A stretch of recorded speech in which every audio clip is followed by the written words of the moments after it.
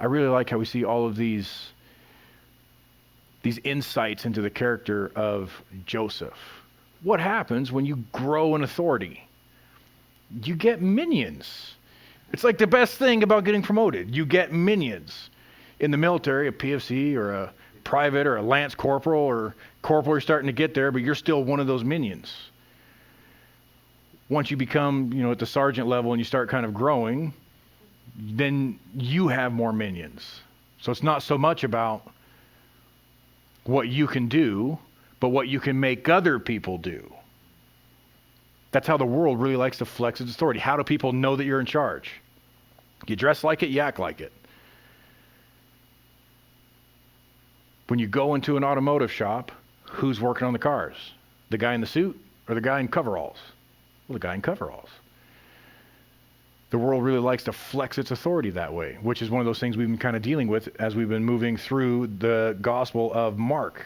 So we see Joseph in a place of authority. You remember back in chapter 39, not just with Potiphar's household, which is neat, but the concept of the prison.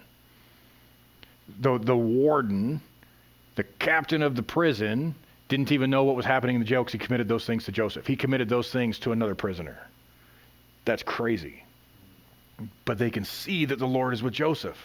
So now Joseph has all this authority, and yet he's still doing what? He is still serving people. And we'll continue to unravel that as we move forward. So then the butler and the baker of the king of Egypt, who were confined in the prison, had a dream, both of them. Each man's dream in one night, and each man's dream with its own interpretation.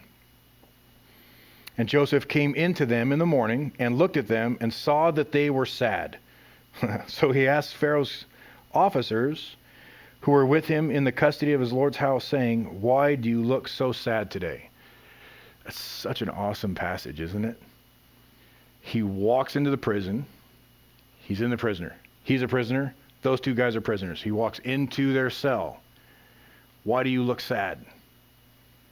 It's just kind of an interesting question, isn't it? What would generally be the obvious answer? Oh, I'm in prison. That is the obvious answer. So it points out a couple of different things. First, let's look at the prisoners. Both of them had a dream. So the baker and the butler, both of them had a dream that just rattled them.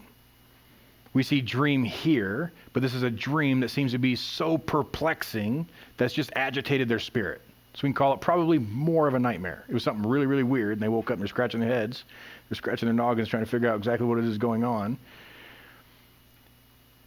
And they have a different characteristic of sad. Not just the concept they're stuck in a place they don't want to be, but now there's something on top of that.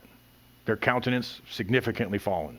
So in comes Joseph. Such an amazing character.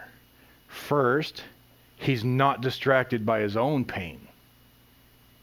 He's not distracted by his own suffering. Joseph was sold by his brothers into slavery. Then he was wrongly accused, and now he's injured. So he really just shouldn't be there. His situation would very easily bring him to a place of bitterness. A root of bitterness could absolutely take hold here. But we see Joseph not moved by his pain, so much so that he can recognize a deeper and probably a more hidden kind of pain in others. It would be easy to walk into a jail. Oh, why the long face? Oh, that's right. You're still here. It would be easy to do that. He sees beyond that pain. He sees beyond their normal situation to be able